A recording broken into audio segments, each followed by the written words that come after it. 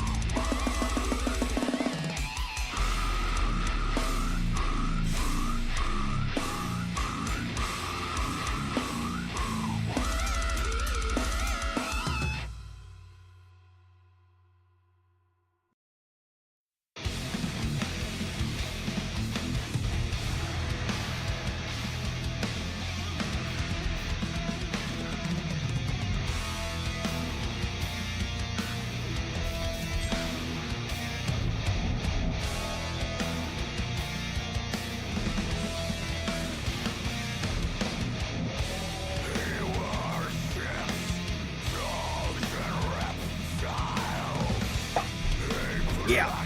Yeah. Yeah. Yeah.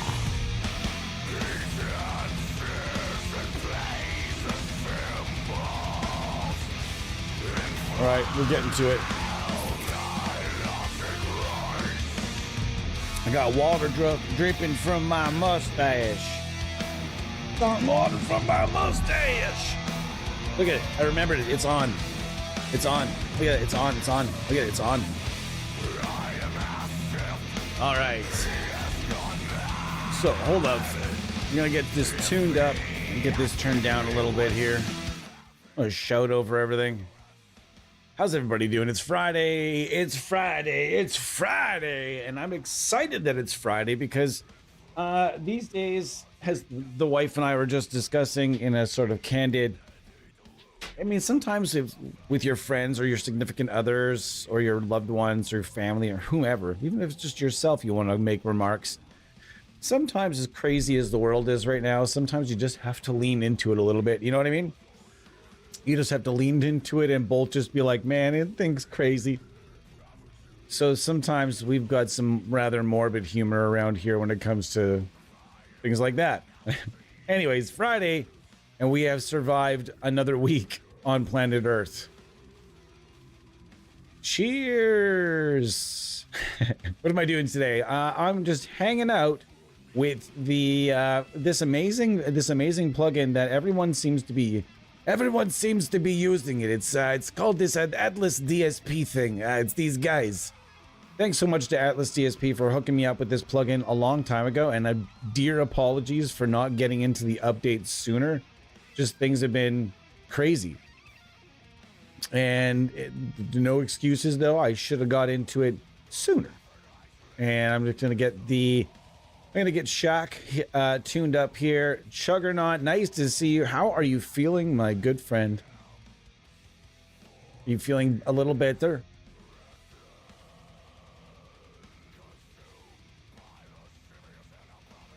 And we're getting there.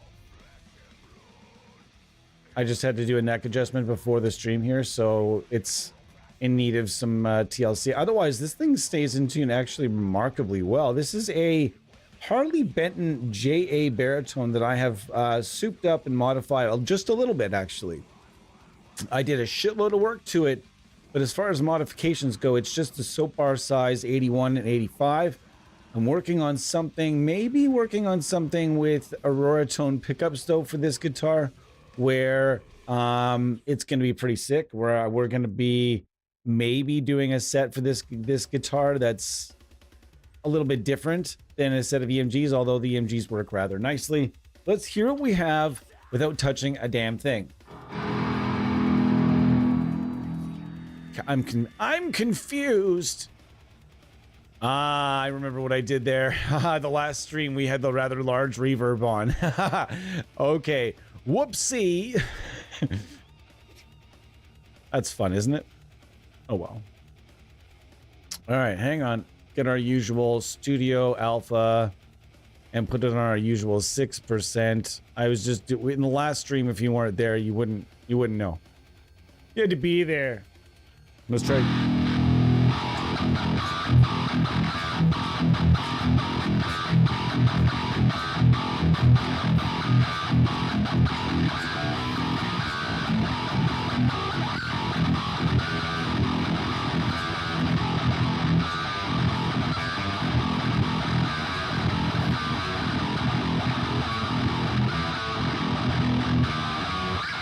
I know I'm peeking and clipping all over the place. Let me get my level here.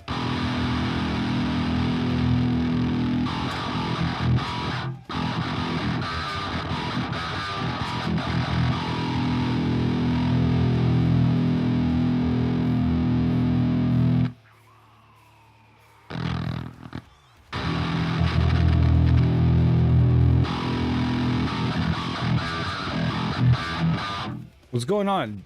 Johnny poo poo pants. Wait a minute, can't trial it. So glad to see it here. You can't trial it?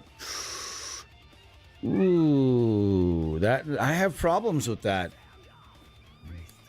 I have big problems with stuff that you can't trial. I have a problem. I have problems here.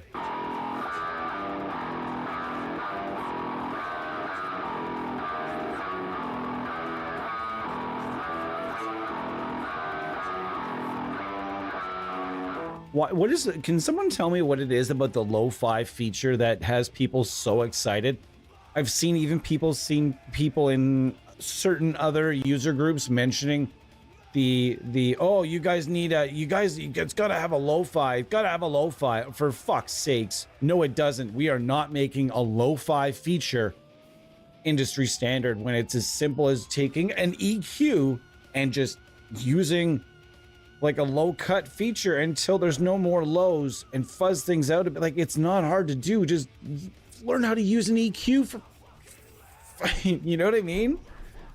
But it's become this thing now where everybody wants this certain feature. I don't personally don't get it, but maybe I'm just old.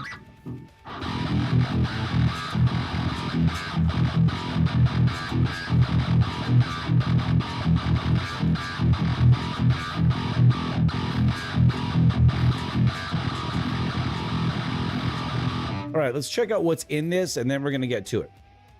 All right, we have the dive end. No idea what that is. We have the bloom. Here's my problem with the bloom. Is it on or off? That's on or off. How do I know if the bloom's on or off? Also, graphically, it bothers me when there are inputs, but no chords in the inputs. That's a little weird. I don't know, you could just sue me. However, now I'm in territory that I recognize. Wait, seriously though. There's nothing that denotes this is on or off. That's got to change. You guys got to fix that for sure. That's got to be... This thing here, though, you see this bar? This black bar. I guarantee this is supposed to light up. But just isn't. And also, I need to ask... I should probably just Google it or ask ChatGPT, or unless you guys are on that quit GPT movement... I think everybody should get on it, but occasionally I use it for certain things anyways. I'm not one of those people that uses everything for it. Uses it for everything. I've got sweet, sweet decaffeinated coffee here with me. Lovely, lovely. What's the deal with compression and high gain and gent? I don't understand. Why are we using compression on top of using like pedals and a high gain amp? Let's check this amp out with 0 pedals. I just want to see what I can get before we start throwing pedals at this amp, okay?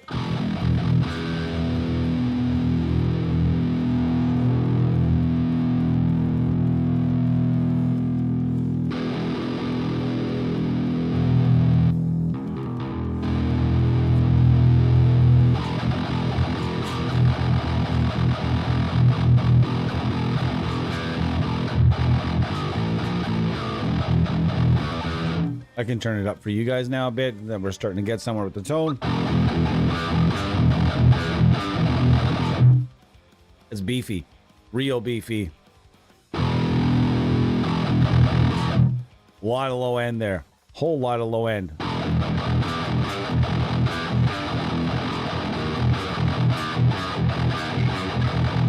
I strongly advise people, if you're looking into something, adding something unique to your guitar collection for not a lot of money, check this guitar out. The pickups that come in it are okay. They sound good, but as soon as you start throwing more and more gain at them, they start sounding like ass, to where you need to rely on a gate to save your life. There's a lot of noise coming out of these pickups. Not these pickups, the ones that were in here prior. This, as mentioned, you can go to EMG and get P90 sized almost anything, if I'm not mistaken, or at least many of them are available in P90 soap bar size. So the only modification I had to do to this guitar really was... Sorry, I thought I heard something that way. The only modifications I really had to do here, I had to kind of go in and drill 2 holes because the other ones mount in the center. And so I had to drill 2 holes per side, and that was it. So if you're thinking about getting one of these guitars, I always like to say this because and I was like you once. Everyone out there is under this way of thinking. I see it all the time with these guitars. Yeah, oh my God, I'm going to modify the crap out of it. I'm going to drop humbuckers in it, and that's where I'm going to stop you.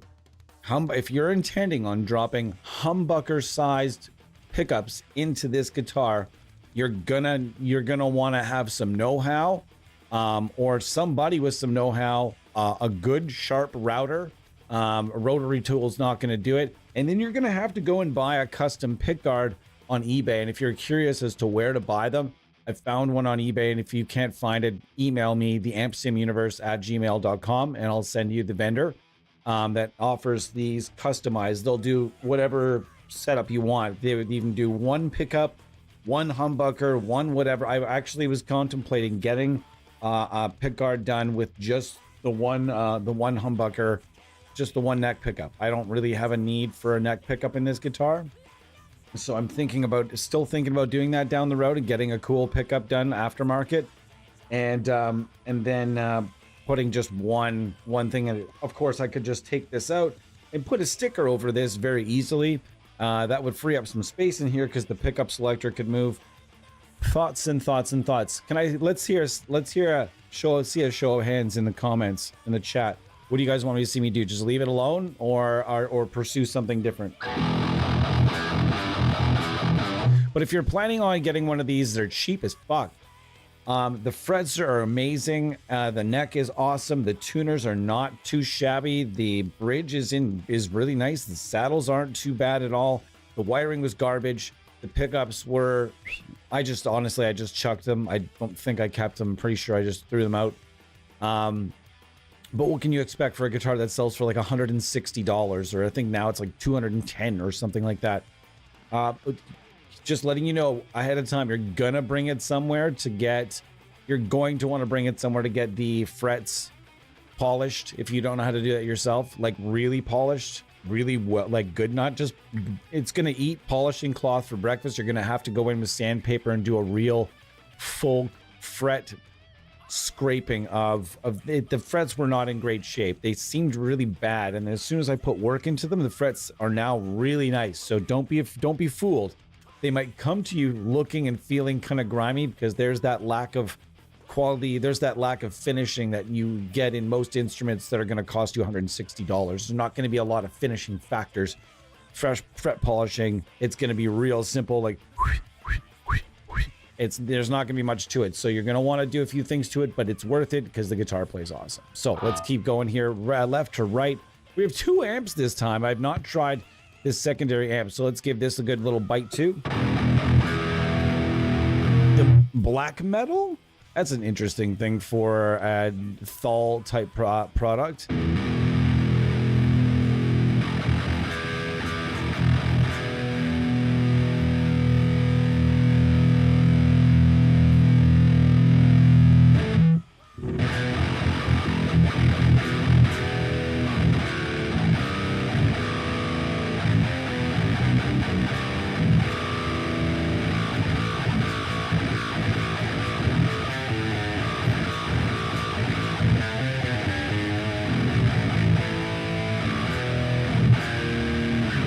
I'll bet you $100 cash money. There are at least 5 demos right now with the Atlas DSP Atlas amp, or what do they call this plugin again? Atlas amp, your last steps in all caps. Really strange. This company is very strange with the way they name things. Maybe one of the stranger companies I've ever come across with how they name things. They name things very interesting.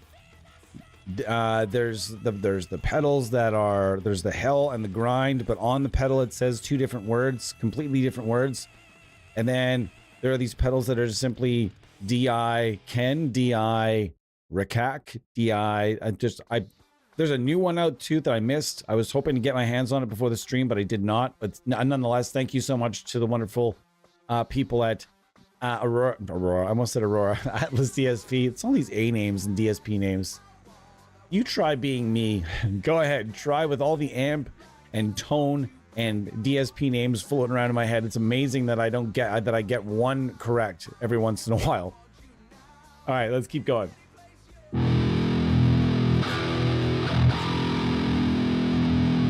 So here's the one thing about this amp so far. It sounds like there's stuff built into this amp already. Like if I play it just now,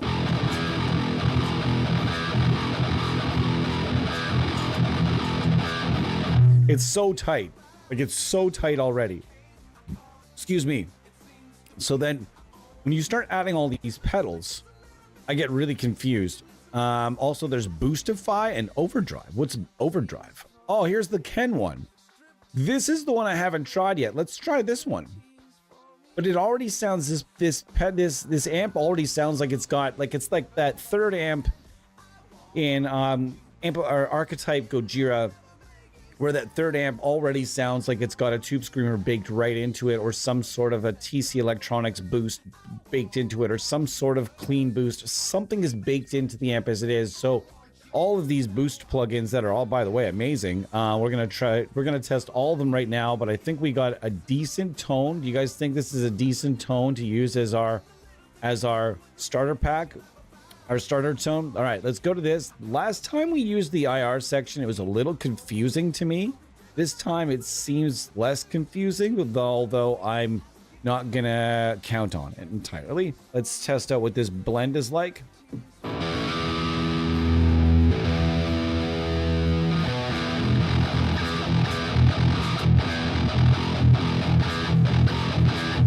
Sounds wonderful. That's 10 people in the house. Holy shit, what's going on? Hi, everybody.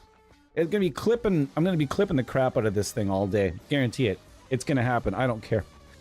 What's going on, Ronnie Webster? I saw you just chiming in. The second I hit the ending button, I looked down and you had said something, and I didn't want to come back and be all like, "Hey, man," and then fucking run out again. So I figured I'd see you at this time, anyways. Nice to see you, Eduardo. Good to see you as well. Been nice to see everybody. Chugs, nice to see Chuggernaut in the house. It's nice to see, like, we got lots of staffers in the house today. 12 people in the house. This stuff is very popular. And this is what I talk about when it comes to not always needing to go after the hugest influencers on the market, right? Sometimes it's about just going with, sometimes it's about going with a lot of really talented newcomers. There's a lot of really, really talented human beings working on content for Atlas DSP that are playing the style that they're after. They're after this Thal and Gent kind of style. And as far as I understand it, Thal and Gent share a lot of tone characteristics, a lot of gear, and it's simply played differently. So let's check this out. Here's without anything on it.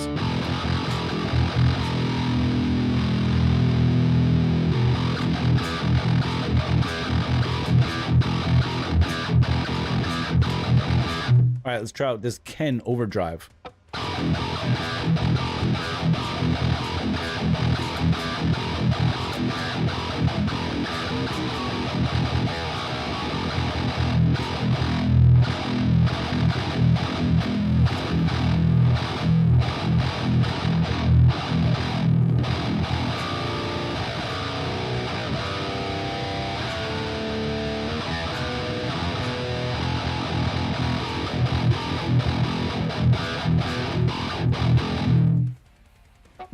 You sound great.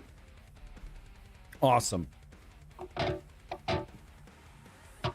if you guys have been watching this long enough, you'll know that for a long period of time we had the DI crank in our plugins list. This has come a long way. You know what? This is one of those plugins where the first time I used it, I'm gonna be straight up with you. I was a little bit underwhelmed, but I could see what other people were seeing, but I was a little underwhelmed. I'm really glad I took a little time and then I came back to it. And now this plugin has definitely come a long way since the last time I tried it. It sounds better. It looks better. It functions better. All in all, it's a better plugin. And if you're into the styles of the Thal or the gent, or even if it's like, as I proved last time I used this plugin, it doesn't have to be low tuned. You can use it, but it definitely has to be modern metal. You can use the tones inside Atlas Amp here for countless different applications inside heavy music, whether it be hardcore or whether it be just doesn't really matter.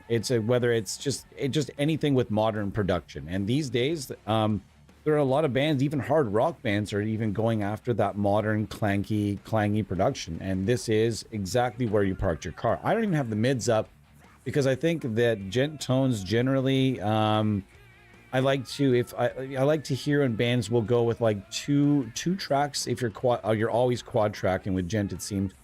But like 2 tracks of like more of a scooped out tone, and 2 tracks where the mids are a little bit more aggressive and almost to the point of being irritating. 4 tracks with the mids up is just going to be too much for my ears anyways. 12 people, wow, in the house. What's going on, folks? This stuff is popular though, and it's all over Instagram. So again, let's what's your opinion on those Audio Assault plugins on sale that Buddy was talking about earlier? I've never spent money on a plugin, but there seems to be a lot of nice options for guitar. My opinion, get their subscription bundle for 3 months. It'll cost you I think it's $5 or $6 a month. $5 or $6 a month. You'll really find out quickly what you like from Audio Assault. Everything over there is crafted for the sake of being affordable. I'm gonna say that some of the majority of the stuff that you're gonna get in Amp Locker subscription is very, very nice. It's fun to play on. It's awesome, but there are a couple in there that I would say are not really my thing. But the majority of it is very, very cool, especially the reamp and reamp 2 stuff. If you're like a simplistic kind of person where you don't like anything having too many settings, they give you a little bit of column A and column B. They give you full amps that have been modeled with the idea of being kind of a full amp. And then you have reamp and reamp 2, which is going to come at you and be like more of a simplistic, kind of almost feels like a profile in a box type of scenario, but it's really, really good profile. You have to do your own kind of thing on that, but I would suggest get Amp Locker for 3 months, try it all out, and then kind of see where you're at from there. Depending on what's your focus tone. That's the thing. Like, what is your focus point when it comes to tone? And do you have all the best freeware out there right now? 10 people in the house. 2 people left because I talk too much. That's okay. All right, here we go.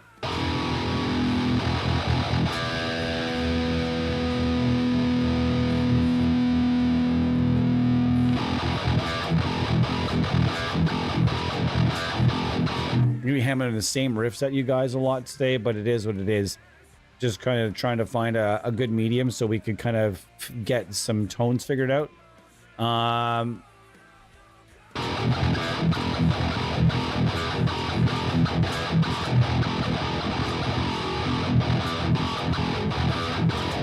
That sounds terrific. Let's turn that off for a sec.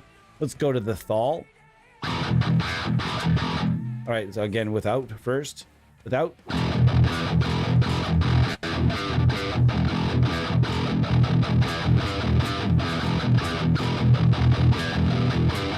And now we click it on.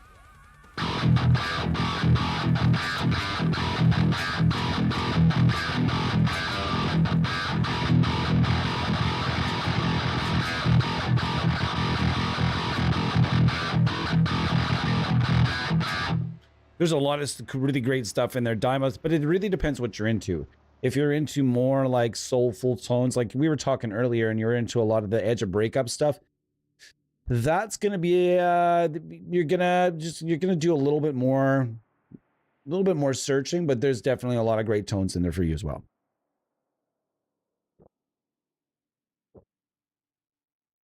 As you guys listen to me drink. Wow. Great time for a pause in the music. Yeah, the Blueberry amp in there is terrific, but and there's some nights that modified to Marshall. Thomas, what's going on, brother? Nice to see you. This is an Amp Sim universe party now. Feels like more of an Amp Sim universe party. So, now with the Macaque.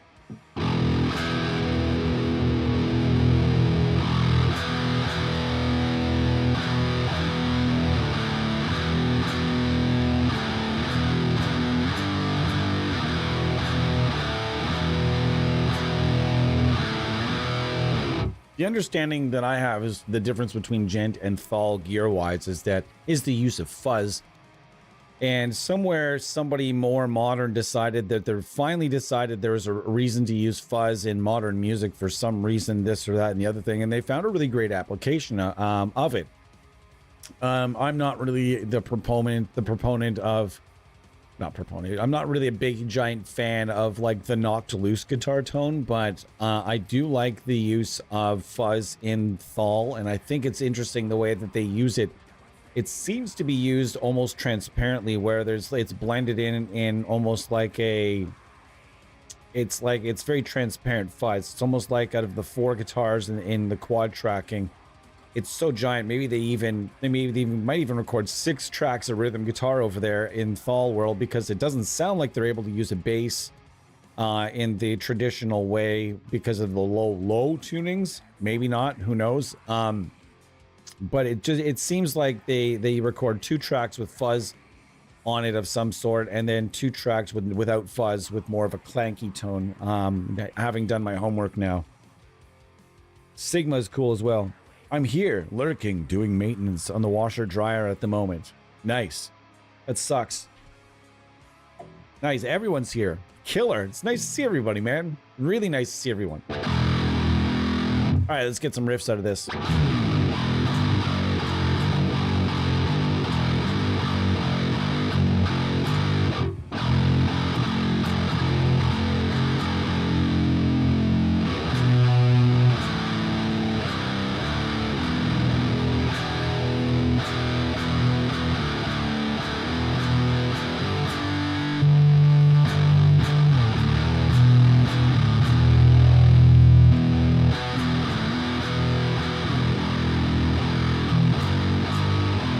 I really think that it's gonna need to order a pick guard when I'm in flush and wanting to do another modification on this guitar. I think it's gonna be time where I just do a single pickup scenario. But then again, I've also thought about it'd be cool to use this for Doom purposes and more Doom streams. So that's where this idea before our pickup set with Aurora Tone kind of came up. We're working on a few different things over there, but we'll have to kind of keep you informed as we go.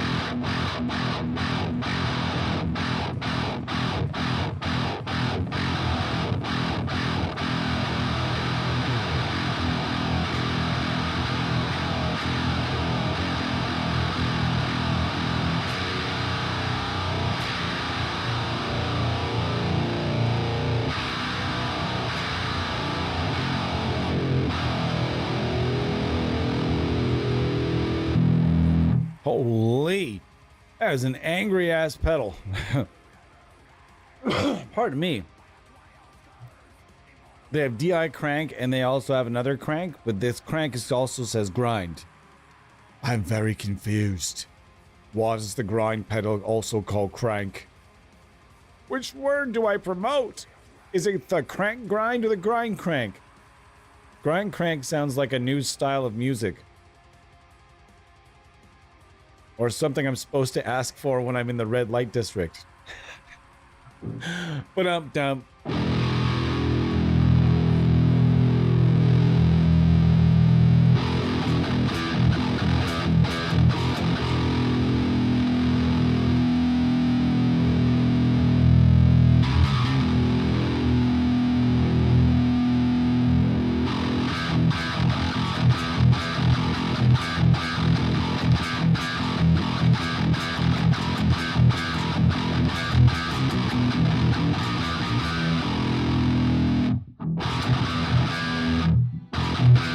So much low end to control.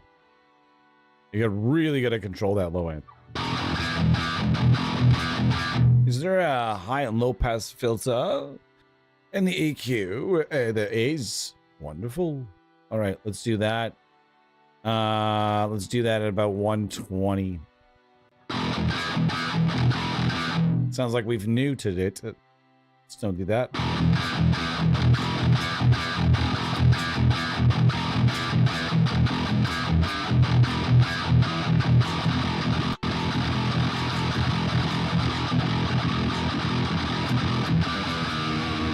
That sounds terrific. It's very strong tones in this plugin. I'm a little nervous about this. Whoa, I'm nervous about that one now. What do we have going on here? Why is it so angry at me? Let's. Why are you so angry? Okay, let's try this with no pedals and see if I can't get what I can get out of this for starters.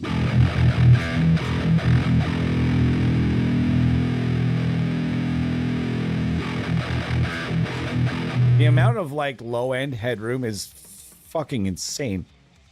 There's so much low end headroom. A little like indicator that comes up that tells you like how far along the dial you are, whether it's like 6 or 7. Get it? 6, 7, 6, 7, 6, 7.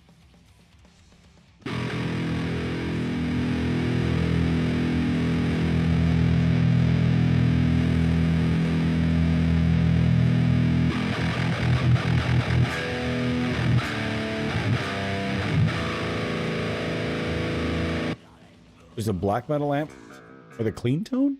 There's...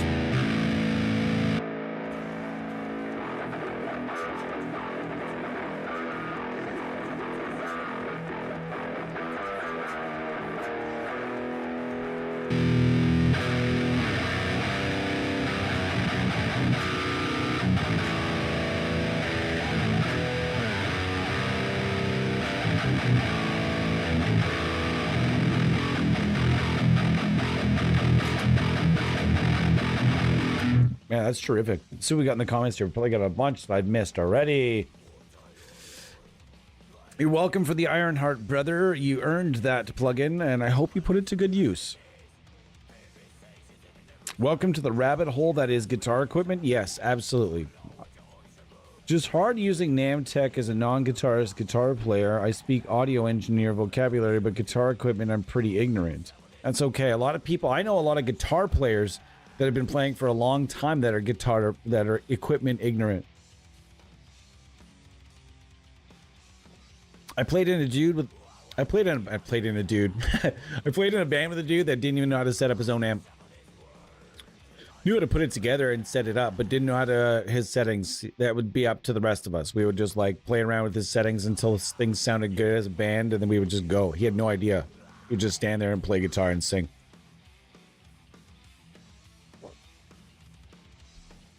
I mean, the dude's not the sharpest tool in the shed, but decent guitar player too. I know a lot of guitar players that just don't give a shit about gear, and they'll just play on whatever's in front of them or whatever's given to them or whatever, you know?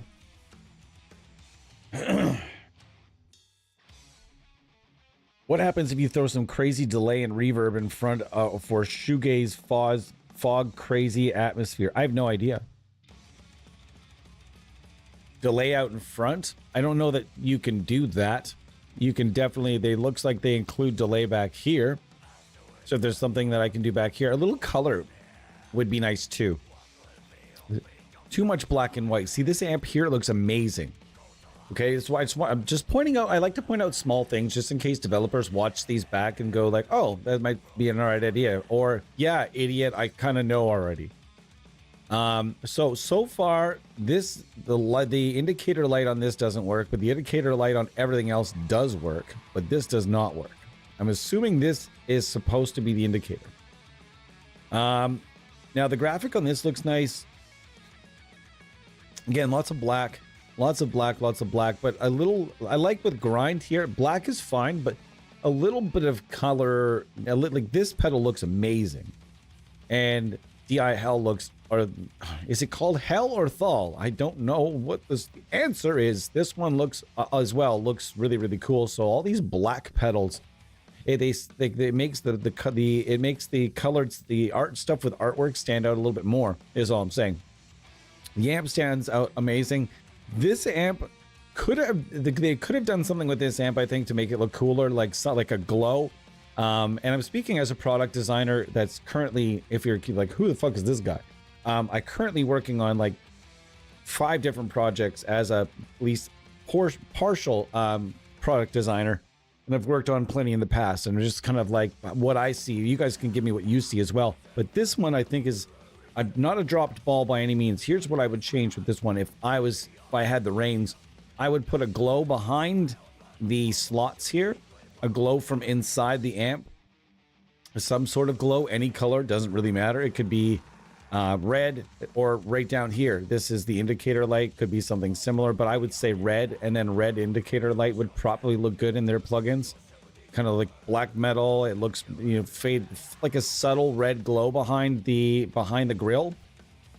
Maybe have the black metal portion here light up, or look like it lights up, similar to this. Maybe just have the black metal light up from behind the black thing here.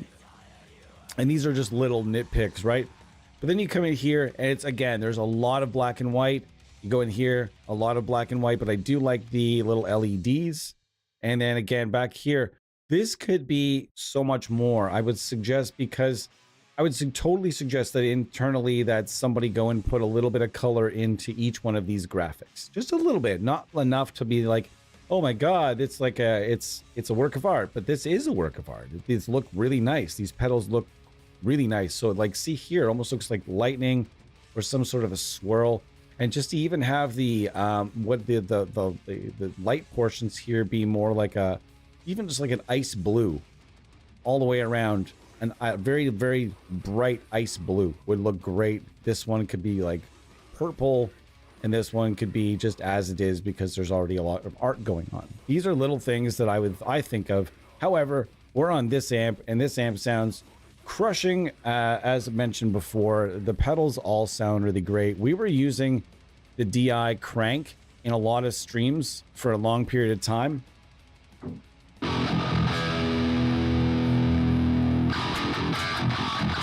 It's instant. It's just instant awesome.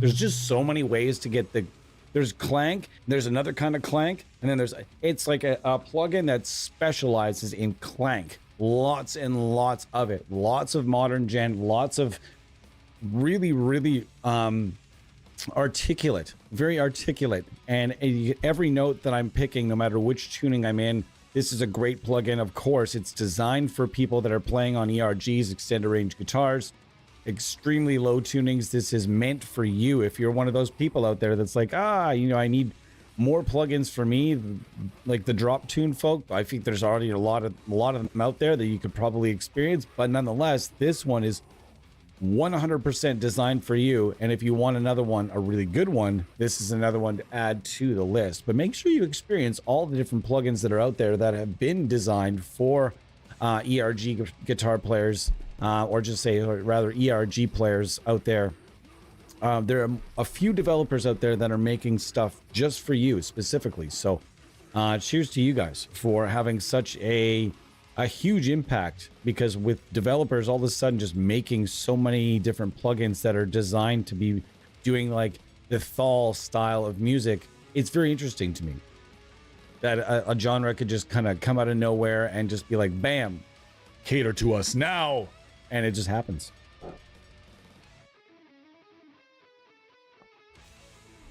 $11 people in the house. Let's get this rolling. It is rolling so fast that I can't keep up with you guys. Okay, let me see. Whew.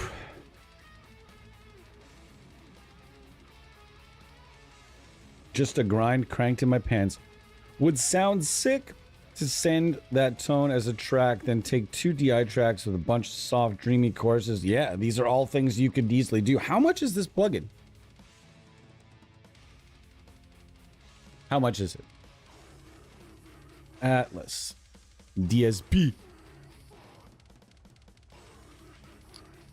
How much is the plugin? This plugin is currently 80 euros. 80 euros. You can get it right now. And this thing is yours, 100%. And there's no free trial, though. That bothers me, and that's something that I think they need to fix. That's a lot of potential. That's a lot of potential sales. Although it's scary, though. It really is. It's scary if you're out there, and if you're starting, if you have a company going, it's one thing that's tough to do is to get that proprietary security software and the license protection software going. It's tough. And you don't want to be like, without it, you're just without putting some attention to detail and attention to that factor. It's just going to be like, you might as well just put it out there for free, because they're just going to nab it. When I say they, you know who I mean. Yar, those people, the scumbags. And once again, if you're out there and you're thinking about installing a pirated plugin, just know that the risks are not worth it. How much is your machine worth? I have seen machines eaten up by like just one or two different pirated plugins. I've seen people lose all their data and everything else. You don't want to give your computer full-blown AIDS. Don't do it. Don't do it. Okay, man, you guys are moving quick today. I'm sorry. Again, I have to apologize. I know it sucks that I have to do it, but I have to apologize to anybody I don't get to. If your question it doesn't get answered, or your comment isn't addressed, and you're still very curious about, like, if you still really want an answer and I missed it, please do email me, themcmuniverse@gmail.com, and I'll make sure that we talk about it for sure. Things sometimes move quickly, and it is what it is. Sometimes I miss things, and it's never meant to offend anybody either. Hello, I was told you guys grind cranks here. I promised you I'm not a cop. I just grind cranks.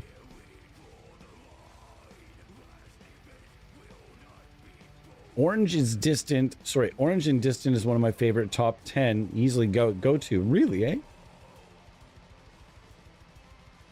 Really, your Shoeless Drive is one of your favorites. Nice, that's awesome. Probably will be in Taylor's Devil Overdrive gets a plugin. Yeah, well, that maybe might happen. Who knows? One of mine too. I haven't tried the Ken Drive by itself from this company, which is free for a minute. Yeah, it was free the other day. Let's use it for a second again. Let's max it to like OLA settings, no drive, everything dimed.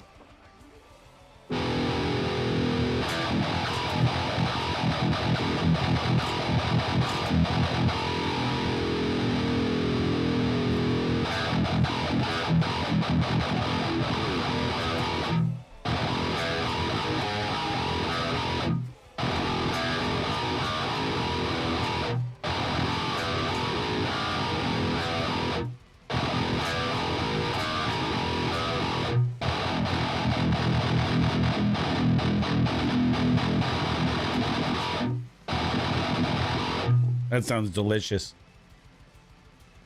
Yeah, this is a great little overdrive as well, and their stuff is really reasonably priced over there. The pedals are all quite affordable. Plugins, they've got lots of stuff on the go. Here's what I would suggest to Atlas DSP. My suggestion is put a hold on putting out a new plugin until you can get a free trial kind of thing set up, because it's just, they're screwing themselves out of a lot of sales right now. This product is really good, but a lot of people will not buy things that don't have a free trial these days. And I've been kind of a person that always has told people, if it doesn't have a free trial, you don't want it. And I understand the pressure that's on developers to create this in-house proprietary licensed security software, etc., and it's not easy, especially when and in certain cases you can actually purchase it. You can purchase the code and the whole thing that's done up by somebody else. It's like there's a bunch of different places that'll do it like that, but then you have to pay a lot of money, or you pay, I think there's like money plus royalties, and there's all kinds of things ways you can do it, but it's a lot of money. And I just think that when you're knowing the statistics the way I do, it's tough for me to talk about the statistics, because for every company they're different. All I can tell you is that typically when the product is good, a lot of free trials turn into purchases. A lot of them do when the product is good. And in this case, they have a really good product. Early on, the last time I tried this product, I was a little mystified. I wasn't really fully lining up, but I could see something. I could see what they have there is very solid. They just got to keep working on it. And they did that, and look, and this thing is awesome. This thing is truthfully awesome. I'm not sure what the future plans are with this plugin, but I'm really excited that they did it.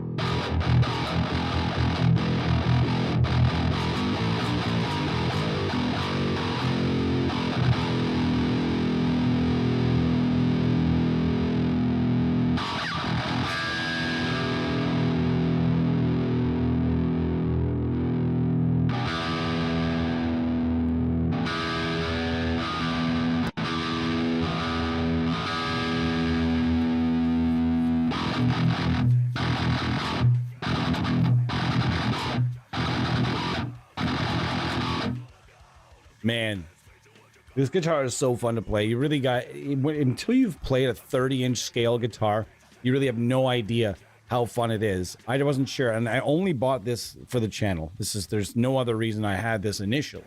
But now that I have it, I'm like, this thing is pretty fun. So we'll see where it goes from here. 10 people now. It's nice to see you. My name is Tyler. Welcome to the Amp Sim Show episode 214, something like that. And we're just kind of chilling today. Hanging out, doing guitar hangs like we do every other Friday. This morning, if you weren't with us, early afternoon, we did a stream, and it was fun. For those that happened to be with us, it was a small stream, but it was a good stream. Further, just the last two streams have further proven that while I do not want to be and refuse to be a metal only and metal genres only channel, because the Amp Sim world just produces so much for every crowd, it would sure be nice if people that outside of metal players watched our channel. Because it's just, man, like every time we do something for bass or anything but a heavier genre, man, it falls. It's like it dramatically, it gets cut in half. But that being said, I don't do this. We don't do this for just the metal people. We do this for everyone. We want to make sure every type of guitar player out there finds exactly what they're looking for, whether it's country or jazz or blues or shoegaze or hardcore or whatever it is. Don't care. It doesn't matter which stream either. If you're a guitar player in a certain style and you're just getting into plugins, or you haven't found the plugin that you're looking for yet, post in the chat and someone, either myself or someone in the staff or another user, will jump at you and be like, hell yeah, brother, we're gonna give all these suggestions and recommendations for you. So never feel like you need to be an experienced user around here to jump in. Distant is a 5150 in orange and a custom amp based on an old Line 6. Yes, it is. Biggest pet peeves. Hold on. What's taken down? Oh, the EcoSide plugin? Yeah, the EcoSide plugin got taken down, but there are plans of things that could possibly be done to it. Biggest pet peeve with these kinds of plugins is the inability to change in the order of pedals and effects. Yeah, in some plugins you can get that luxury. In the in most of the in some suites, in mega suites you can always change that. In amp club you can change that. Some plugins allow it, some do not. That's cool that you mentioned that though. Mixwave also as well. Mixwave does that really, really well. That's really great that they do it.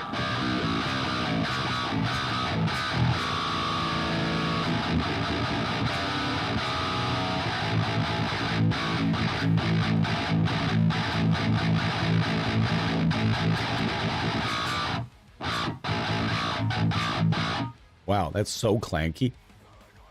It's just so good. So good. So what we're doing today is, first half, my plan was to bring Shaq here into the conversation, use the Atlas amp, and then the second half, use it a little bit more with my 7-string, and then switch over. And we have a couple of these. I have the DI Crank and DI Hell that I'd like to throw in front of a couple of mainstays that the channel we use often around here, just to show the power of what their plugins can do with other developers' plugins. Like, you don't have to use all this inside Atlas DSP Atlas amp suite here. Doesn't matter. How cool would it be if Atlas DSP did Driftwood Atlas? The Atlas. Oh, yo, I heard you want some Atlas with your Atlas. Another great joke on the day for me. Just cooking up winners all day. It's all I do. All I do is win, win, win. I'm going to take a quick 2 or 3 minute break. We're going to come back and chug along some more with this suite here, and then jump over to a couple of other products using a couple of their big boosters. And we're going to cut it at about 2 hours today, as And you know, like, I hate to say it, but the MLB The Show is calling my name lately. Hold on. He gave me Rev F when I asked to make Ecoside content, but wasn't mad at all. That's pretty cool. It's nice. That's an awesome thing to do. I'd love to blend the Rev F and the angle in a mix. So hopefully one day, I think that angle in Ecoside with the special edition for the rich, it might, you never know what he's going to do with that. There's also that Mesa amp that never saw the light of day as well. That one that was going to come out in DD, but then we switched to Marshall. There's a few different things. There's also we have some. There's an idea. I have a very interesting an idea. We'll see though. One plugin you might really dig is STL Amp Hub 88th Palm. I agree. It's subscription based. Yep. A lot of amps and a lot of pedals. You can order the pedals. Yep. You can do whatever you like there. I would like to blend the Rev F and the angle. Yep. I already saw that. Amp Hub is a must for true riffers, to be honest. I agree. It is quite pricey, though. I mean, I'm not pricey, but like $15 a month, depending on how much you're playing and how much, you know, it really depends. I would say everybody should try Amp Hub for 3 months. And then after that, I mean, you be the judge. There are some things you can buy or you can continue the subscription. But always make sure that you're not just giving the money, you know? Make sure you're active. Hank effect in the pedal. What? Hank effect in pedal in the shit amp. I see what I'm at now. I see where we're at. The shit amp. Wait. I think it's a 60 or 70 something. Wow, you guys are on fire today. No, I'm not gonna. I'm already all the way there, Zan. Been there all day. See, it's break. It's been my break today. This week, rather. I find it so hard to pin down exactly why I don't like certain IRs with guitar, full song, and the other instruments.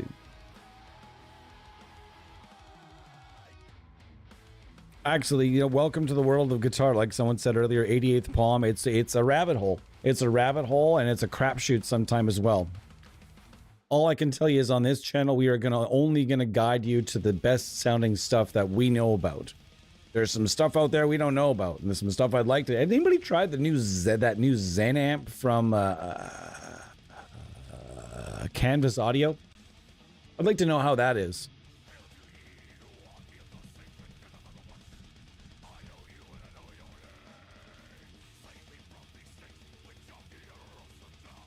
Bass is still good times. The Digbeth has become my go-to bass plugin. It's so fucking good.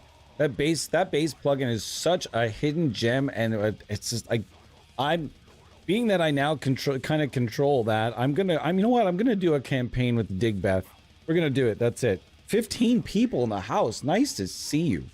And if you're curious, what we were doing for the first little bit is we were hanging out with this big beastly bitch. This is Shaq. The Harley Benton baritone. Second half is going to be something a little different in here. We're going to go get my Schecter, and we're going to cling and clingety clang and clankety clunk our way through a little bit, and then we're going to take a couple of the pedals and throw them out in front of some different amp sims from different developers, just to show you guys how good the grind and the hell pedals are. I am expecting them to send me some of the other ones, although they didn't come in time. It was a real last minute thing, so another time for sure. Just making sure I got. Sad to have missed the stream yesterday. Well, you can rewatch it, brother. It's no big deal. You haven't had time to make IRs recently? That's okay, brother. It sucks when life becomes about work and survival, though. I know that, and I feel that, brother. I feel that. It's one of the reasons I do these streams, is so that I can take a load off, and hopefully you guys can too. If you're a member of his Patreon, he's got IRs. Okay. What is this lead I'm listening to right now? It's savage.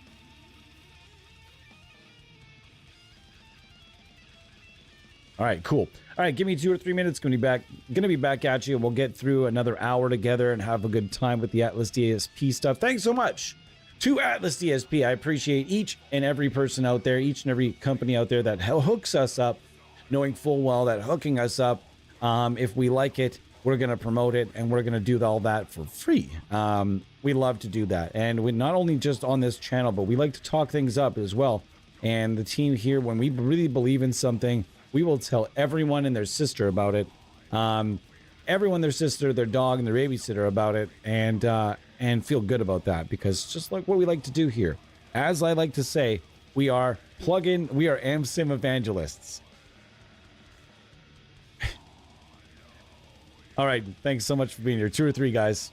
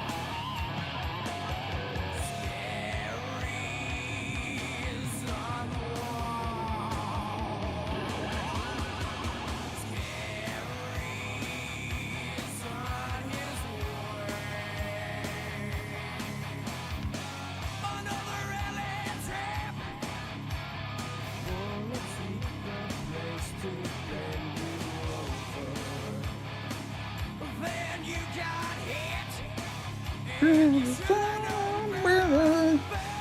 going on, everybody? How are you? This guitar feels so small. It's a 7-string and it still feels small. Excuse me. In this stream, can Tyler get beyond his troubles with 7-string picking or not? We shall see. Tune in today. All right, let's see if this guitar loaded with these pickups sounds good or doesn't sound good. We'll find out right now. All right, find out.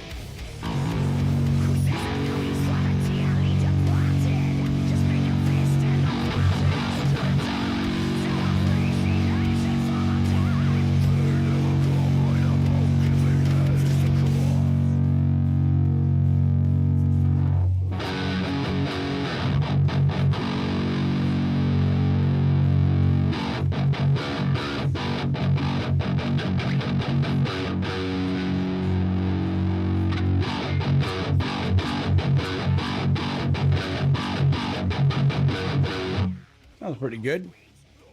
And that's no boosties at all.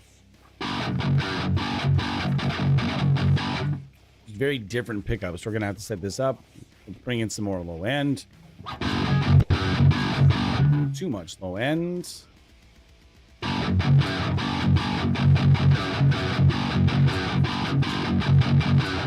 And this is a 7-string Schecter Diamond Series Elite Avenger from the late 90s, early 2000s. I'm told it's rather rare, although it's lost a little bit lost on me. Excuse me. In this guitar for pickups, I have Fishman, Fluence, Modern, Tim Henson, signature pickups. They sound awesome. I'm not a Polyphia fan or a fanboy by any means, or of any sort. I just find that this pickup set sounds really good and I really enjoy them, so they're gonna sit in this guitar for a good while.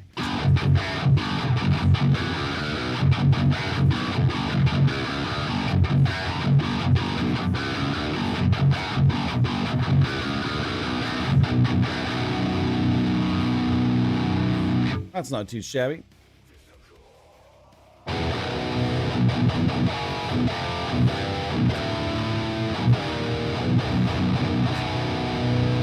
All right, let's see if we can find some different IRs that we like.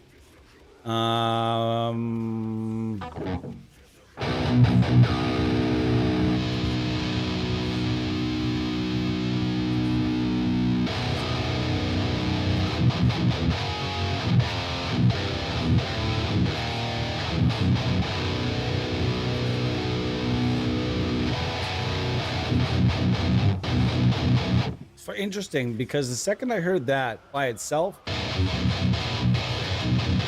not really my thing, but I like the bite. I could tell the bite there is going to be something interesting. So let's go like this.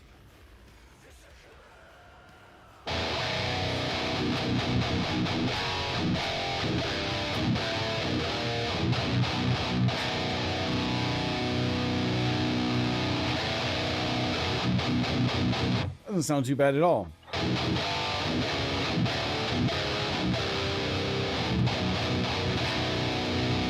Nice to see everyone today. Let's see if I can catch up here. AmpSim Addicts Anonymous. Yeah, that's kind of what we are here. You know what's funny about scrapping the mess in? Oh, again, we always get this. I always tell it. Just never remind me again. Go away. You know what's funny about scrapping the Mesa and Dave Davidson for the Hammerfaust? That's right. It wasn't the Marshall. It was the Hammerfaust. I ended up dialing in the Hammerfaust. Sound real similar to how I dial in the 2C Plus. That's funny like that.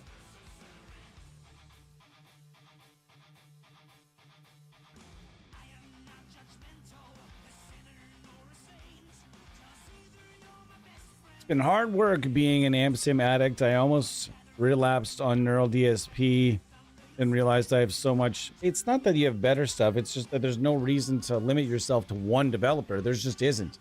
There's great stuff from every company. Well, not every company. There's great stuff from the majority of companies out there. There just is. This is the way it is, the way of the world. There's great stuff out there and there's bad stuff out there.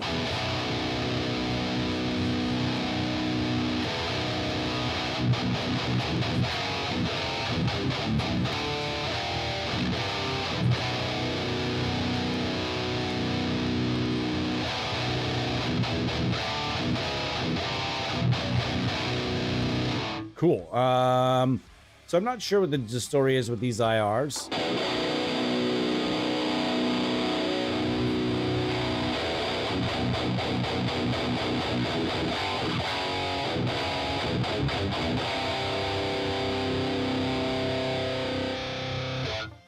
On their own, a lot of these don't, like that is not good. What I would do if I was Atlas DSP, and again, this is me throwing it out there.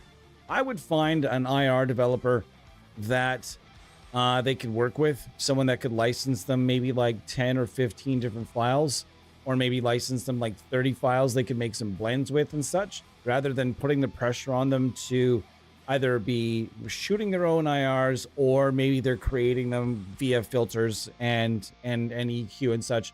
But I think that the amp sim in this is so good. Let's load our own custom IR here for a second. And you know what we're going to go for? I mean, that's okay. We're going to go for favorites. And let's see how it sounds with our favorite IR. I'm using it through their loader, not my own, keep in mind. Let's see how it sounds.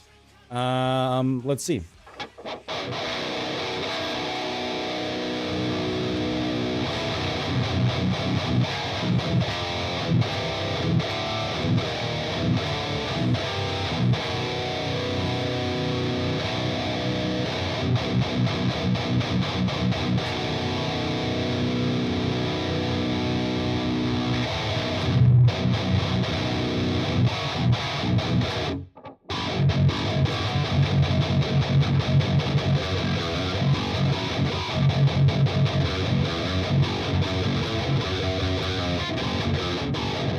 That's sounding pretty decent. However, let's go back again and try these now that I've rolled. Make sure to roll. I'm going to start with, just make sure we round off the top end a little bit. That's all.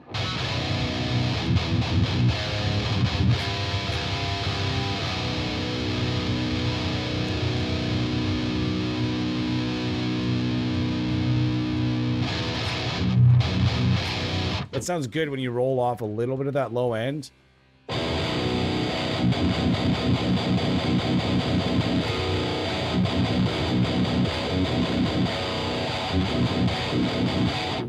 And they all seem to blend together pretty well also, so let's try that. I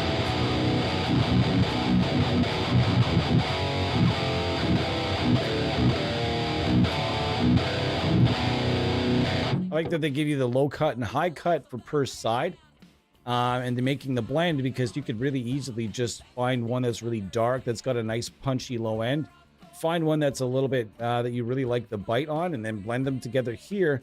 And if you notice they're not blending quite the way you like, just try to do a little bit of work in the high cut and low cut. It's really easy. Play with things. It's not difficult to do. Have fun with them. That's what this stuff is designed for. Have fun with it.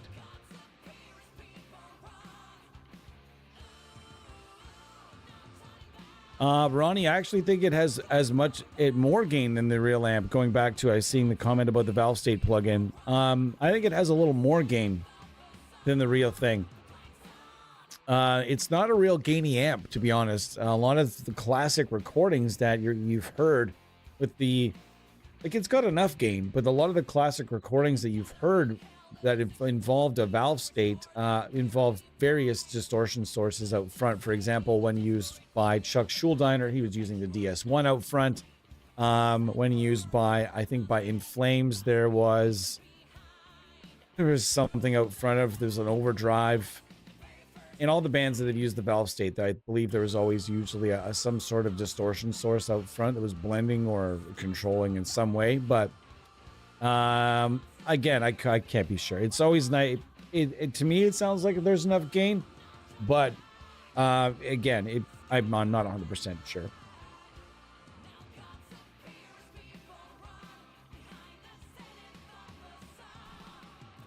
Yeah, Chugs just said the same thing I just did as I get past your comment. Valve State is a tricky amp. Not everybody wants to do one, especially when there's one out there that's really, really good. Really, really good.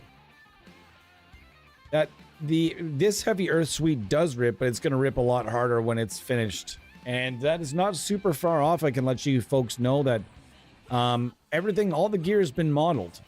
Everything has been modeled fully and captured fully. And now it's just about putting everything together and getting everything to function and everything else. So it is they're working on it very, very hard.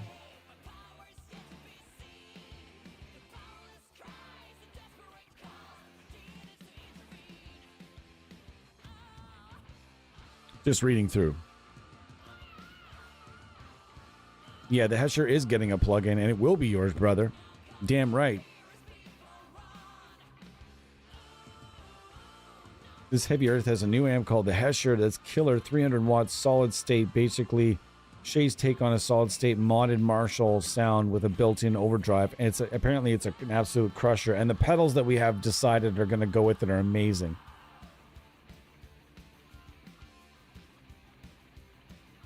I just packed up the mobile studio, headed out to hopefully cook up some. I'll catch you guys later. See you later, dude. Cheers. Thanks for jumping in. Appreciate you.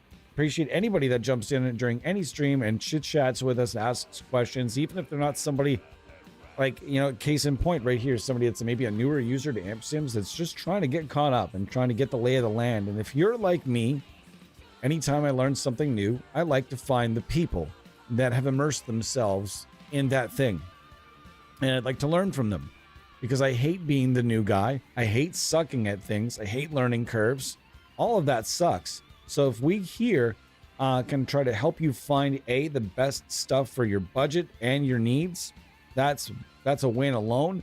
But trying to help you around what the learning curve of the whole thing is, it makes us feel good here. And if you are a beginner, please make sure that you go back in our list of streams. I don't know exactly which number it is or what number stream it is, but make sure you check out our beginners extravaganza. We did like 2 hours specifically for beginner stuff, and we go from literally from nothing, from zero, ground zero to being hopefully an expert user in no time flat. So hopefully that helps you as well. So make sure you go through that, because we might refer you to it. Move it. All right.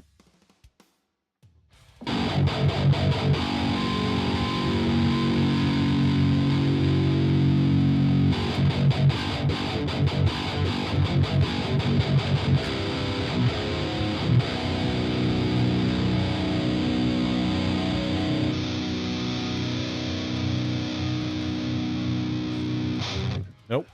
It's too bright for me anyway.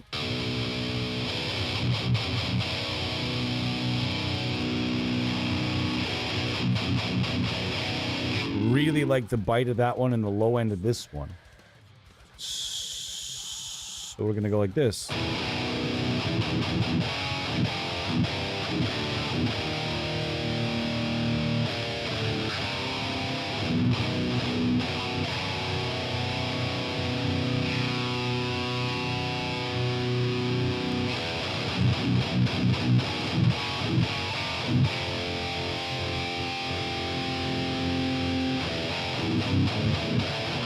The middle control seems to control a little bit too much of the low end as well. It seems to have a big, like a rather large bearing on the low end, just to mention it. These are little things, again, that I mentioned, not to be a picky prick, but to hopefully try to be helpful. And because if there's even one of these things where the developer watches a stream and goes, yeah, I never really thought about that. Maybe we should do that. Then our job is done.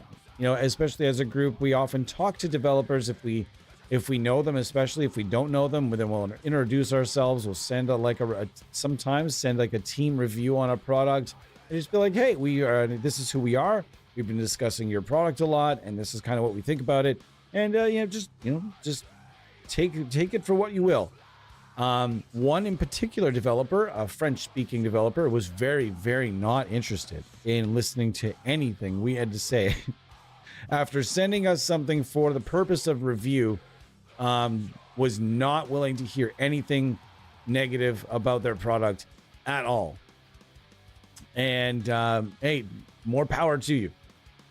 More power to you. There are certain developers out there, if you are doing reviews, that they do not want to hear anything negative about their product, and certain developers that welcome it. It's a very tricky landscape. It's very tricky landscape, and it's also in how you word it. Be careful in how you word things if you're talking directly to a developer.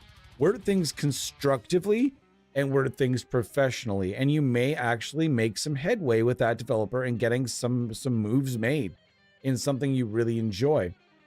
You know what I mean? If there's something you really, really like, and you're like, man, oh, I love this plugin so much, but it would be so cool if it had this one extra thing. And if enough other people agree with you, or even if the developer, the person you're talking to is like, shit, that would be a great idea, then you've instantly could have changed things for the better. Instead of being like, I don't know, man, shit sucks. But then there are some developers that, even if it's professionally worded, even if it's your best effort to be really cool and to use your experience to hopefully improve a product that you can see glaring issues with, some developers will very kindly or not so kindly tell you to go fuck yourself, or they will just ghost you entirely and forget that you exist, and they will not respond to it. There's a couple developers like that myself, where, hey, listen, don't ask somebody's opinion on your product if you're going to take everything poorly. You know what I mean? I don't know what to tell you. Some people, if you're going to put a product out there, don't expect everyone to love it. No one is going to love, like, there's no chance not that everyone is going to love your product. Even if there are even people that don't like the Neural DSP Nameless Suite version 1. No, there are people that don't even like that plugin. You know what I mean? And that's a perfect plugin. There's some people that don't like it because of personal taste. You know, that is what it is. Can't change everyone's feelings on things, but yeah. Also, here's another thing I suggest. If you're out there trying to make a name for yourself in the amp sim world, don't do negative content. If somebody sends you a plugin that you don't like, don't do a piece of content, but politely refuse the content and say something to the effect of, it just, you know, I honestly, this plugin is cool, and I can see what other people really, really enjoy about it. And it had me excited, but for some reason, it didn't really inspire me fully. And I don't think it's you know, I'm gonna be able to do a demo. And either they'll respect you from telling it straight, or they'll write you off. Either way, it's a developer you don't really want to be involved with if they're just going to write you off for telling the truth. So, and me, how I work as an artist relations representative, I always tell people at the get-go, I'm sending you this stuff. Please do not think you are not forced to make anything. Only make something if you're inspired by it, and you make it, and it motivates you to make something. If you're not motivated to make anything, you don't like this plugin, you are not expected to do a damn thing, and I will not hold it against you. Just tell me why you didn't really like it. We get a little conversation, and then maybe we'll get you on the next one, you know? And that is something that a professional AR person does, as opposed to in some cases. Just to tell a quick story before I go back to playing some guitar. There was one case where I did not wish to do a demo for, I was almost said the plugin name, and it would have kind of outed the developer. I'm not going to out the developer. I don't want to cause drama. The developer was not happy. I said I didn't want to do a demo for the plugin to the representative, the AR representative. I got an email within roughly 10 minutes from the head of the company, and that head of that company was telling me that that if I didn't do a demo, then they would have to take the license, or I would have to pay for the license. And like, what a crazy thing. What a crazy thing to do. What a crazy thing to do. And yeah, there are some weird developers out there. So we're going to try, if you're a creator and you're really serious about making, different connections with different developers, I can point you in the right direction and also tell you what to expect when talking to other developers. First, I'll probably get you to do like 5 or 6 videos for us and make sure that, you know, everything is reliable and everything else. Then I'll happily point you in the right direction to get in touch with a variety of developers so that you can stay busy. So just reach out to me, the Amp Sim universe. If you're a creator and you want to like learn more about how to get, you know, your stuff seen and so on and so forth, I can help you. You might be thinking, why am I going to take advice from the guy that's literally only got, he's got like 700 subscribers or under 700, whatever we're at now. But the point here is that I work with a lot of creators that have over 100,000 subscribers and followers on various platforms. And I know what it takes. If you're someone that's motivated, get a hold of me and we'll get you some licenses and we'll get you going and kind of give you some advice along the way.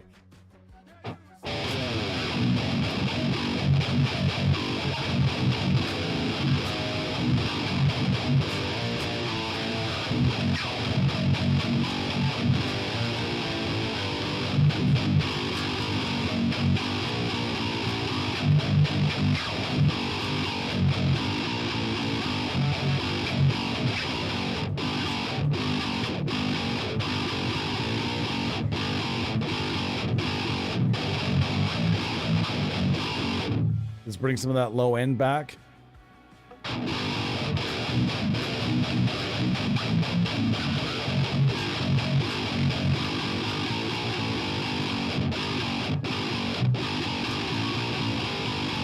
That sounds evil. This guitar is super fun to play. Bit of a hater on it when I first got it. Wow, you guys are moving so fast today. I feel bad on days like this because like I can't get to everything.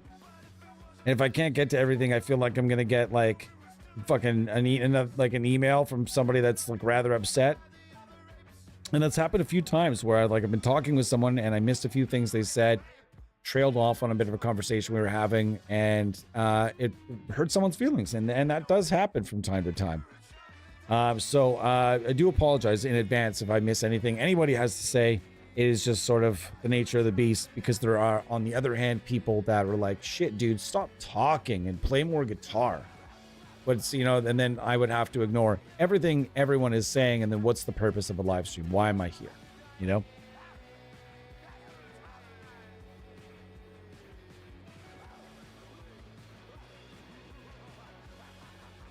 Rudy Castillo, it's nice to see you. Eddie, as mentioned, always nice to see Eddie here. Ton, always nice to see Ton. Guys, check out the Transpose Google extension.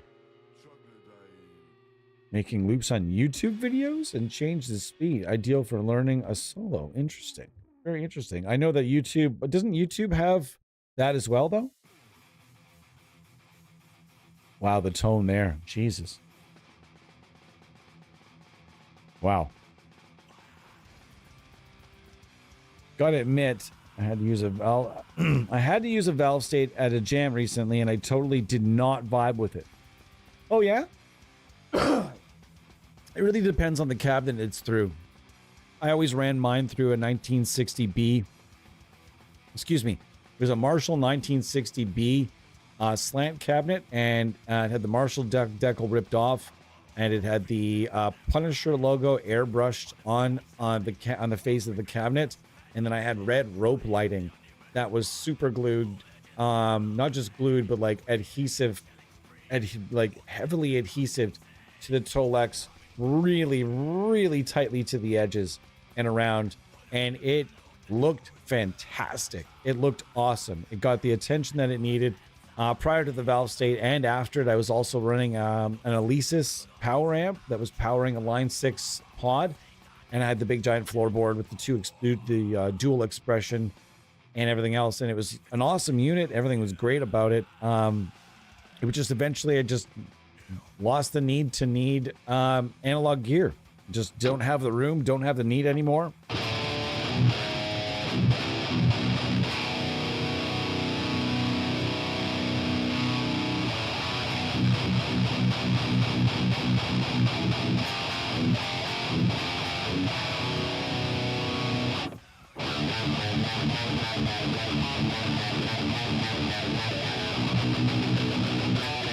I'm really struggling with the 7 strings. Ooh, here we go. 7 string spacing. Yeah, I said it. Say that 5 times fast. 7-string string spacing. I've struggled with the string spacing a little bit, getting used to it. Especially with like alternate picking. I really struggle getting used to it because it's different. It's different, especially on this guitar. I've noticed the strings are what seem to be a whole lot closer together.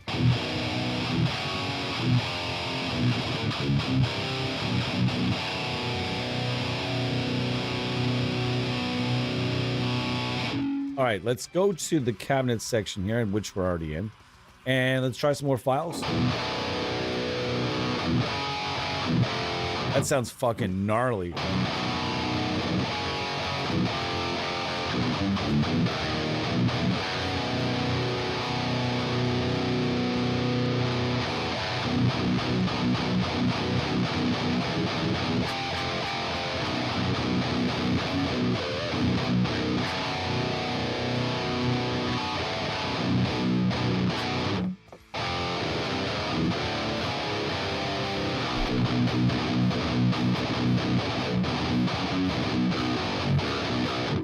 Yeah, man, it's chunky.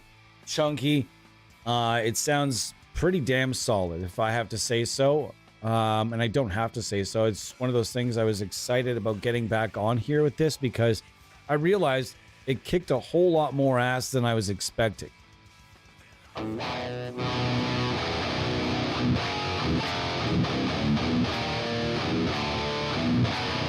I was really happy to see that they had taken this in a different direction, like not a different direction, but they had improved on what they had already been making.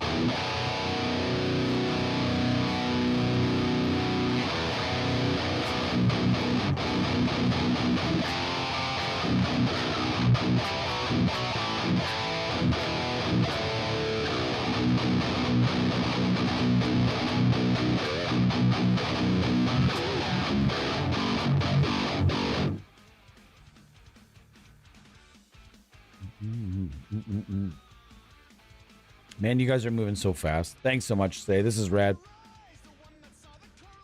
Bug.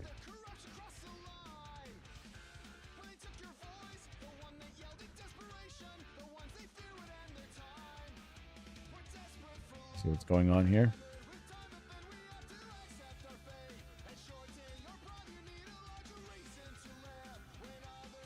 Chillin' getting a grocery list together. Oh, wow. Get ready. Get ready for that hammering, financial hammering. I was at the store the other day. I got such a minimal list of shit and it cost me $52 fucking dollars. It made me feel sad on the inside. You know what I mean? It's sad, but I just refuse. There's one thing in life I refuse to skimp out and cheap out on. It's food. I'm gonna just like I don't have a lot of savings, but at the same time, we eat good meals here. So, and I that's one thing I can't give. I just, the world is so miserable. If you expect people to give up food too, you know, like good food,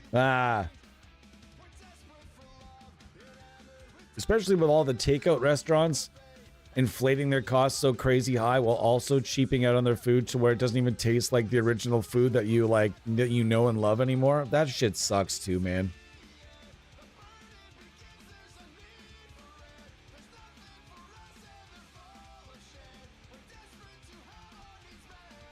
All his socks are awesome. I hope he does more with the orthos. Socks. You struggle with 7 strings as well. I've definitely heard there are more than a few people that struggle with 7-string play and they just don't like it. I'm one of those people. I don't really like 7 strings. I also do like the feel of a fatter fretboard in my hand. I almost want an 8-string. If I could ever find an Ibanez RG8, I would actually consider buying it. But if I could find one for like, you know, not expensive, I used to be able to find an RG8 in my area for like $400 or $500. Now, good fucking luck. Never. I've got all the guitars I'll ever need. Hacks. 13 people in the house. chit chat with us, see what's going on. My name is Tyler, and we're just kind of hanging out with the Atlas DSP. Atlas DSP amp at this point. I'm going to get rid of it. We're going to say goodbye to the Atlas amp, and we're going to put the Atlas, I have Atlas DI Crank and Atlas DI Hell, and we're going to play with it out in front of a couple of our favorite plugins. Isn't that fun? Yeah. All right. Yeah. To watch that tonight. Exciting. Excited to watch some wrestling tonight. Yeah, you're damn right. I said that. All right. Gonna set this up. Do it nicely. I always turn off the cabinet section for this amp, but that's not a slight on it whatsoever because the cabinet section is actually quite nice.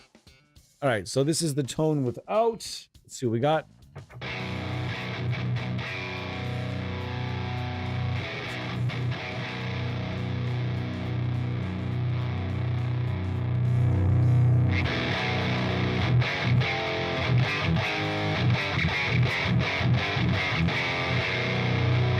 That sounds pretty decent. All right, now let's engage DI Crank.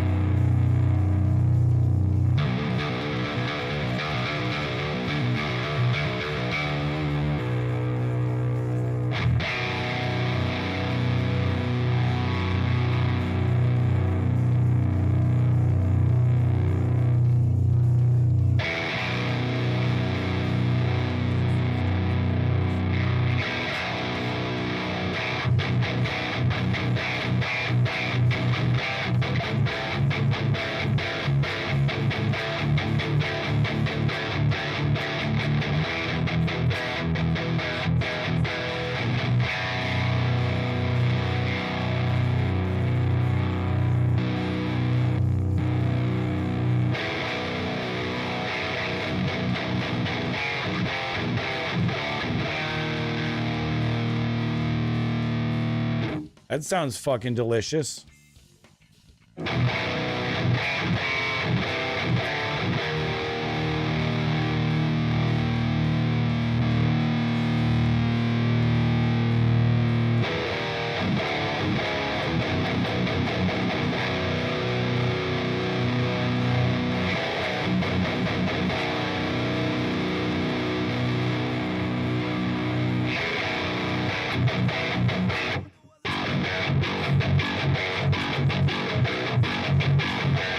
And then, by the way, yeah, this is the Ampcraft 1992 by Kazrog. If you've never heard of it before, that's because it's just doesn't seem to be out there farting around as much as it should be, I guess.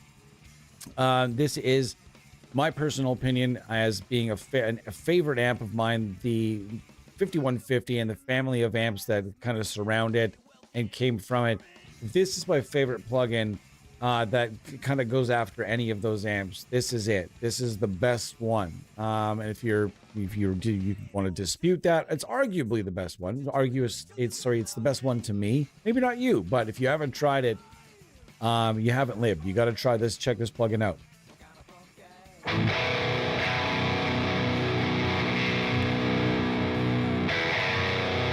Loving what DI Crank is doing right now.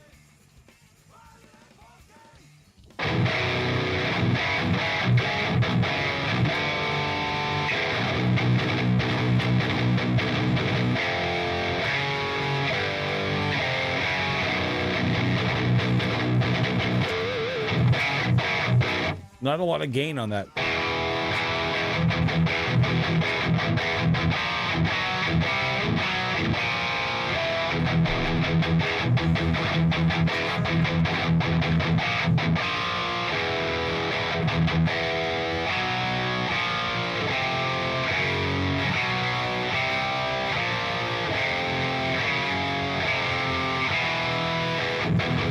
It sounds really nice.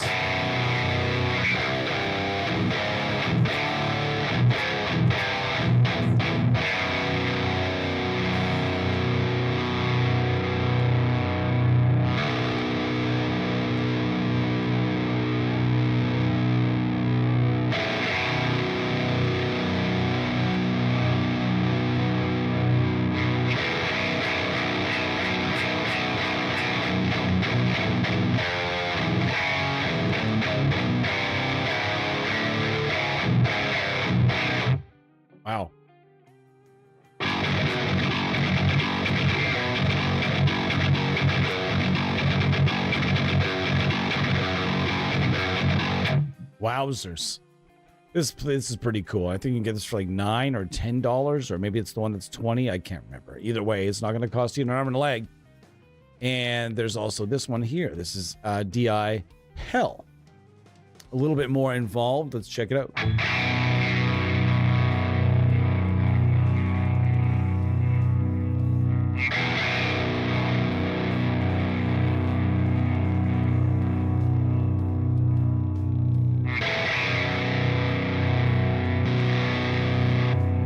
Don't like that. Notice that where it just jumps up right away from being off to just being like bam. That should be something that they would fix.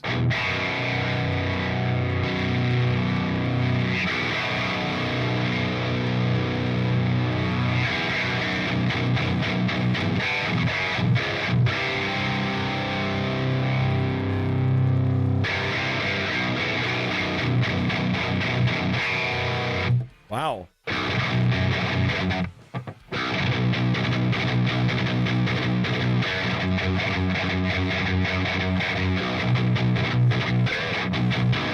Wow.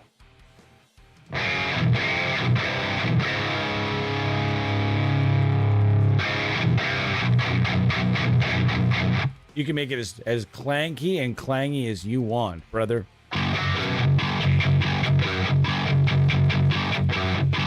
Wow, wow, wow, wow. Let's pin this.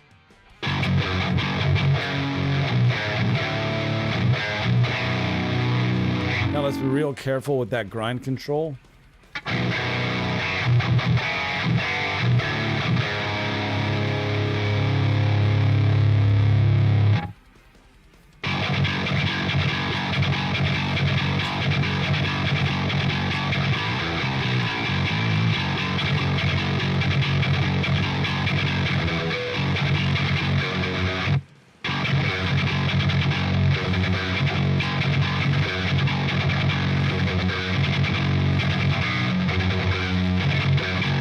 Wow, wow, wow. Doesn't that sound nice?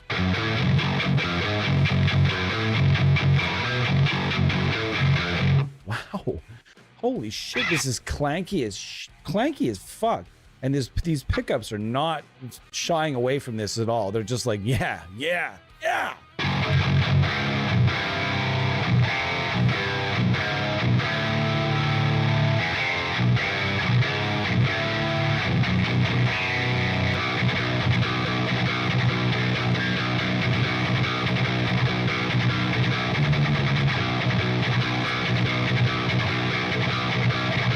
Crazy that's B. It sounds like I'm playing in that's tear. It's like it sounds so like high, but it's not.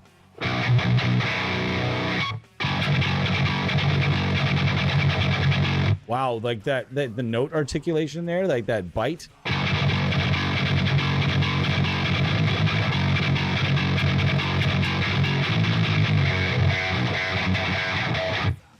Wowzers.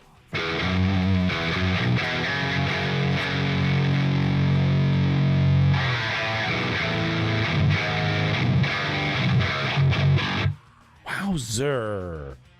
Holy. Calm down.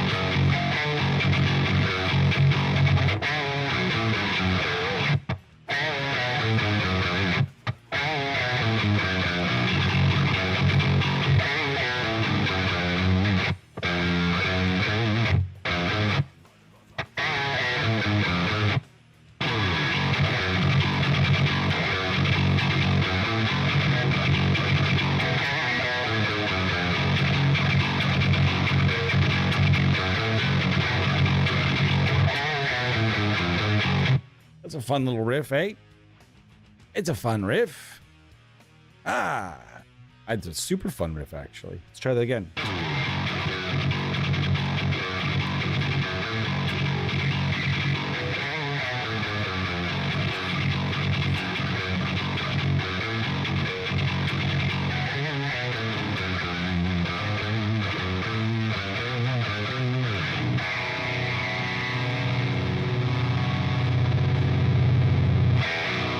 This is sounding good.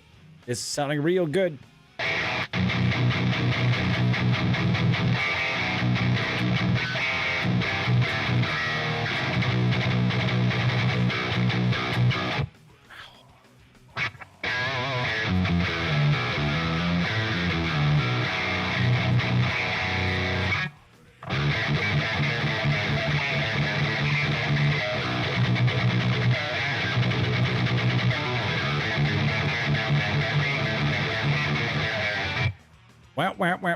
Let's try it without the voice too. A bit too much on the low end.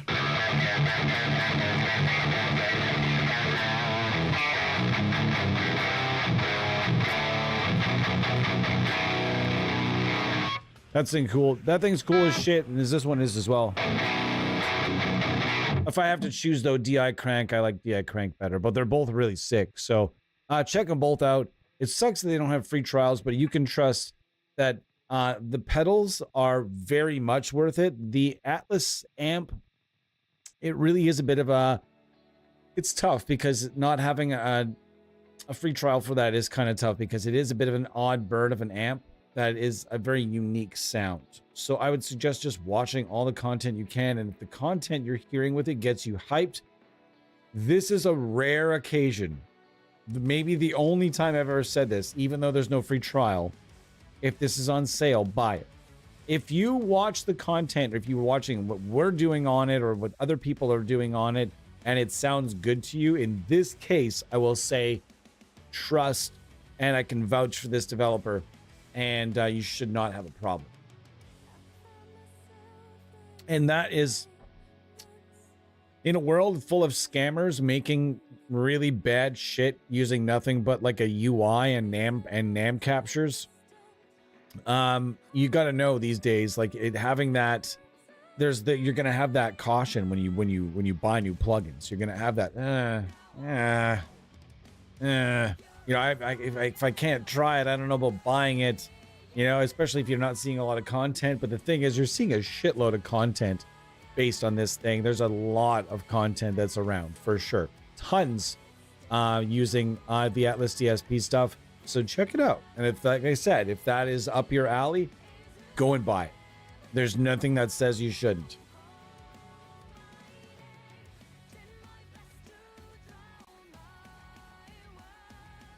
Video Game Heaven sounds awesome. There used to be a little store in my neck of the woods, and I think that every community, and this was the best thing about the 90s. This is why I think we peaked in the 90s.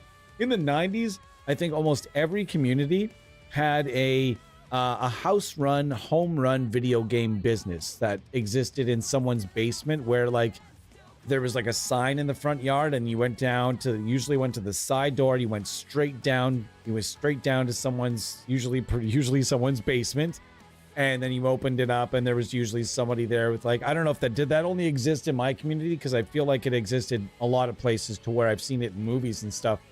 So there was one there were actually two located in my town, but in different time frames. And one I think was called something like House of Games or something like that. And you would show up there, and the guy would actually have regular tournaments where you would show up, and he would organize tournaments where you'd show up and you compete in certain games. And he would have it all like timed and everything. You'd show up and you'd play and whatever. And I remember I got awfully far in 1994 when NHL 94 came out. My friend and I went in this tournament, and we actually did quite well. But the cool thing is, I thought that was big. I thought that was cool for just like a tiny neighborhood little store. But apparently there's a kid from my community that actually on a world stage to where he travels to different countries to play NHL, to play NHL, the NHL hockey games, video games, and does super well. Like wins shit to where he's got like belts and stuff like that. It's crazy. I thought I was a big deal. Lucha masks, for fuck's sakes. I really want to get a lucha mask for the channel. I've been thinking about it for such a long time, and anybody that's been watching for long enough knows I've been thinking about it for years, like 5+. Got to be 5, 6, 7 years now. I've been thinking about getting one, and for a couple of reasons. I really want to wear it in the pre-recorded content. I really do. And then just not wear it during streams and just be like, this is like the unmasked streams or something like that. You know what I mean? Like, I don't think I could wear it for 2 hours.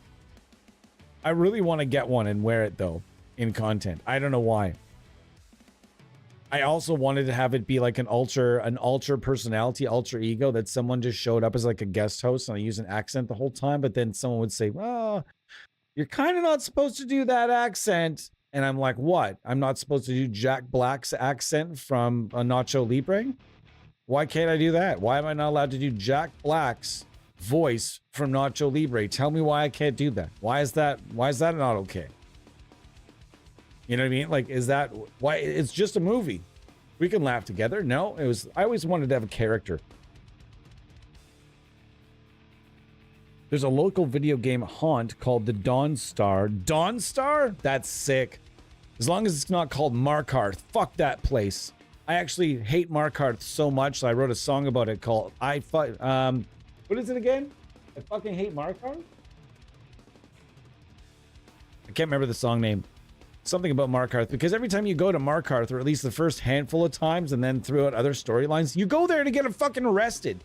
That's all you do when you go there. Or when you get to town, your mission is like someone's like, hey, shh, come here.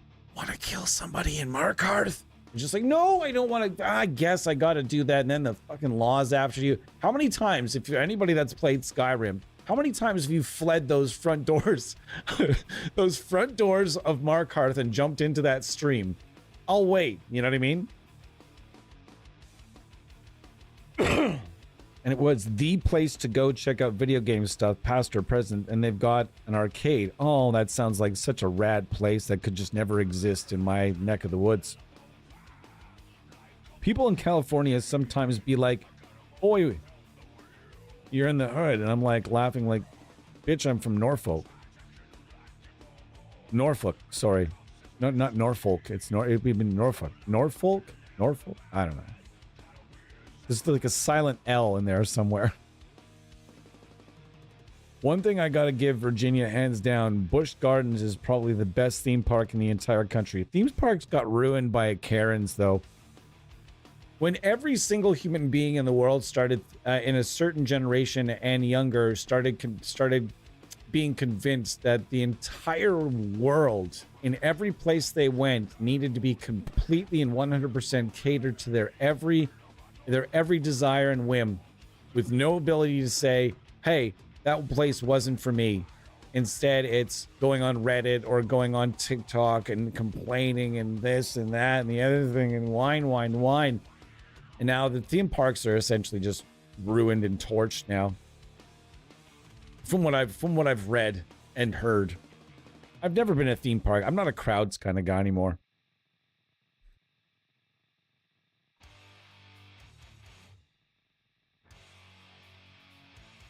You know what? The spiciest food I ever ate in my life was this one time where I'd been eating some Thai food, and I decided to order hot because like the regular was just not spicy, and I felt like it needed to be spicy. So I'm like, can you make it spicy? And they're like, do you want it spicy or very spicy? I'm like, well, considering what I'm eating now isn't spicy at all, I went with very spicy.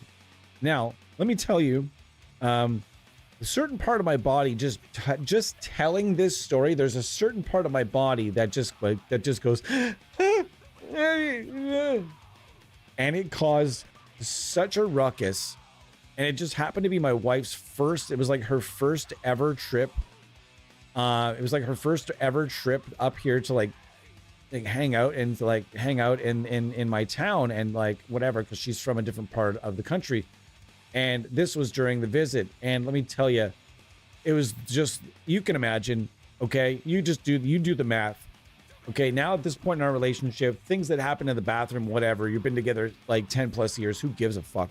But when you've just met and you are trying to put on a good show and you've eaten this Thai food that is considerably way more, and I'm a spicy food person. I can eat hot, and this was insane. Not just eating it, but the thing it did to my body. The things that food did to my body were on another level that I would never tempt again. Never, ever. If someone told me that I had to eat that again, I'd say, where's the money? You gotta, like, where's my hourly wage for the punishment I'm about to take? I'll eat it, but you're gonna have to pay me money for this, you know? Yes, Thai spicy, Indian food spicy. When you order spicy, and whether it's Thai food, Indian food, and several other types of food, that shit will fuck you up. Literally, that shit will fuck you up. I've learned the waters now, especially with Indian food. I've learned the waters with Indian food. I've learned where my limits are and what I like and what I don't really want, and so on. I've also learned when it comes to Indian food and Thai food that I don't like it unless there's some spice in it. It has to be hot. If it's more of the bland side of those two cuisines, I'm not really interested. We were talking about this, I think, yesterday. Like, I'm not a butter chicken guy because often butter chicken is their most bland, and they call it Americanized. Americans love butter chicken, and North Americans love butter chicken, rather. But apparently in India, they don't eat nearly as much butter chicken as we think they do. It's just something that we really like that they make, as far as I've been explained by people that are from that place. So.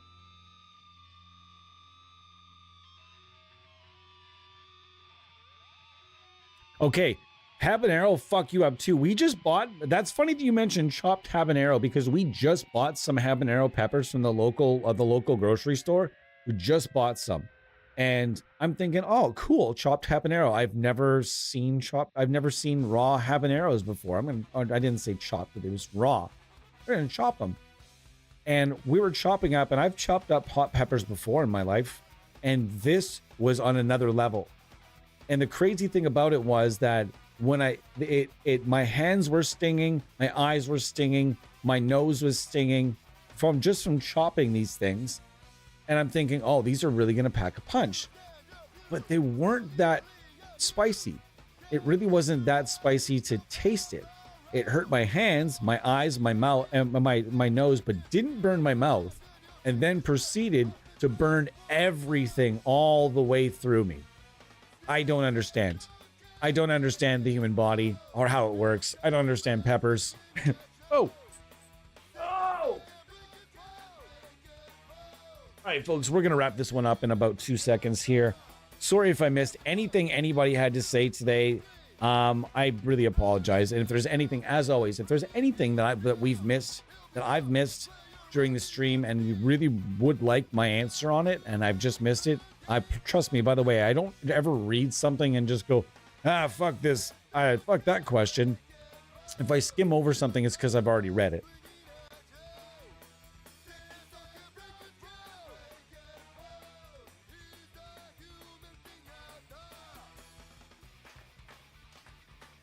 Yeah, this is what I like to do. This is typically what used to happen at the end of every time I would go to like jujitsu, every time I would go to hockey. At the end of hockey, at the end of jiu-jitsu, at the end of softball, it would always end up the same way, with a bunch of adults getting each other stoked to eat food. I don't know why it always happens. Same thing happens with disc golf. You can ask my wife. About halfway through the round, if that, I start getting excited about what we're going to get or what we're going to eat on the way home. Like, it's ridiculous. And to the point now where even the people we throw with, or like, we're all thinking about food, and like, damn, throwing with you sucks. By the time I just want to go and eat the world, you know, like, I'm not even thinking about throwing discs anymore. I'm thinking about eating everything. Thanks very much. Appreciate you. Yeah, we've got a lot of stuff here as well. We turned the chat into a foodie chat. No, please don't ever call me a foodie. The only time I take pictures of my food is when I've used a pot that I would like to show that my mother has purchased us. My mother has purchased us a lot of great cookware, and it gets moms really excited when you take a picture of yourself using a Christmas gift. Even if it was from 5 fucking years ago, moms will always get that picture and be like, oh, look, they're using it to make this. Oh, look, sweetie, they're using the pots. And then my stepdad will be like, what? And he'll be like, fucking, I don't care. What are you talking about? Why are you telling me about pots we bought somebody 5 years ago? Why am I telling you? Anyways, let's get out of here. You guys, thanks so much for being here. I absolutely love being a part of this community. I am not the leader of this community. I'm just a part of it like the rest of y'all. I love being here. I love chatting with you guys about plugins Fridays and otherwise. Tomorrow I'll be here. Don't know what we're doing yet. We'll find out. There's a chance we might have a certain beta. Probably not though. So don't get too excited about that. Atlas DSP DI crank is gonna live in there for a bit. We didn't get to Fort Nameless Suite, which bums me out a little bit because this plugin, as you know, the original version I prefer more. But man, this was super cool. We didn't do a boosty stream this week. We were saying we were gonna do King of the Boosts, but we're not gonna do that. Any suggestions on what you guys would like to see in the morning? Remember, it's no chug Saturday mornings, unless there's like a release or something really insane that I need to get to. But tomorrow, no idea. I have no plans. I really wouldn't mind just doing a solid deep dive on country tones, but I know nobody wants to fucking do it. Although I will challenge people out there that a really good gulpy, low-endy, snappy, twangy tone for country music is as cool as a really good tone for metal, in my opinion. You might disagree, but nonetheless, that's a tone that gets me going. New metal stream? We've done new metal streams before. Just pull out a bunch of rectifiers and play a bunch of no to new metal.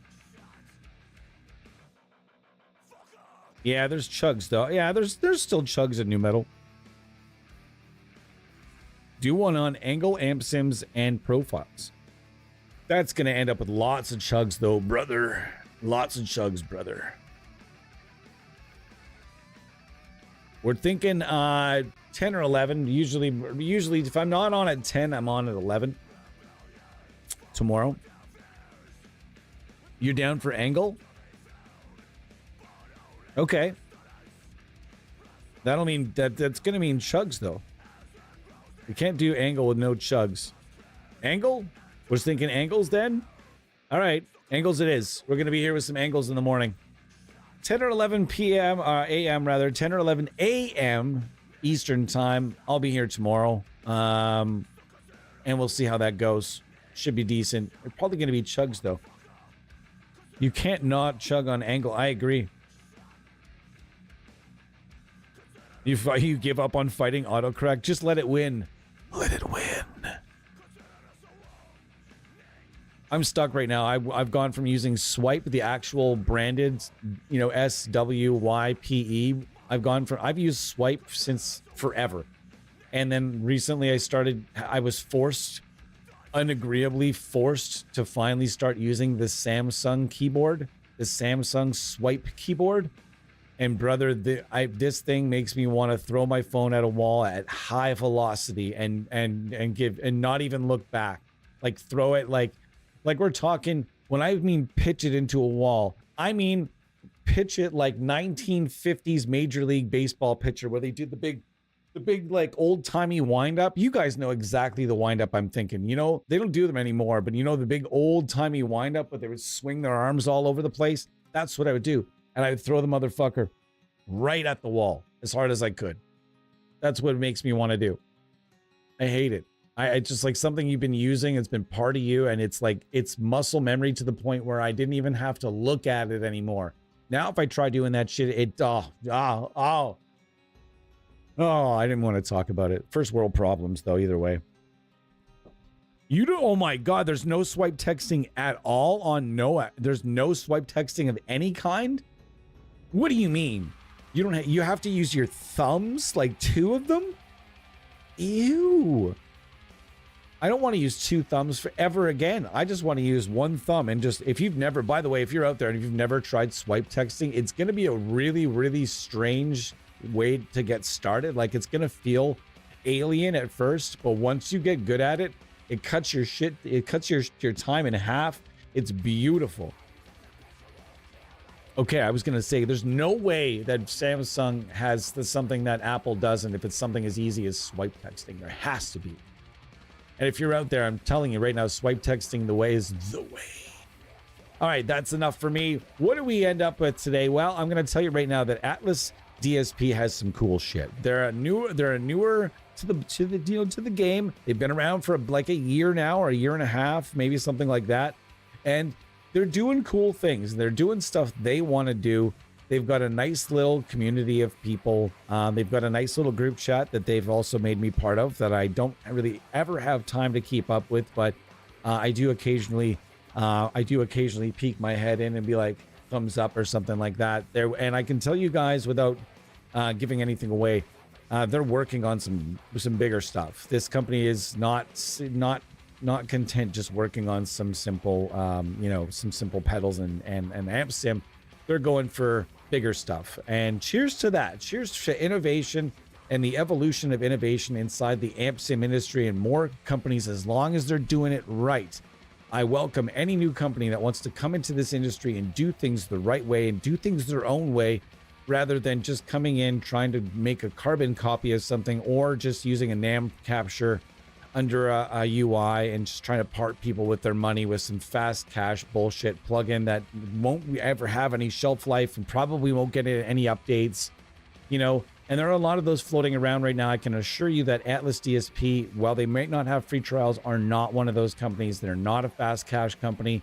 And if you want a good place to start, right here, the Grind, aka I think they call it the DI crank. For whatever reason, it says grind on it and it drives me crazy. I don't know how that doesn't drive somebody at the company absolutely fucking bonkers. How does somebody that not drive somebody mental that they have two plugins that are called something that says something else on the pedal itself? That would drive me and my OCD absolutely crazy, but to each their own. It's not my company, and those pedals are still well worth checking out. Check out the crank first, and then the other one. I think it's Hell.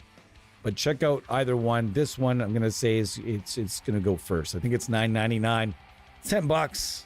You can't even get a meal at McDonald's for $10 anymore. Go and get a plug-in with it instead. Cheers, everybody, and I'll see you tomorrow.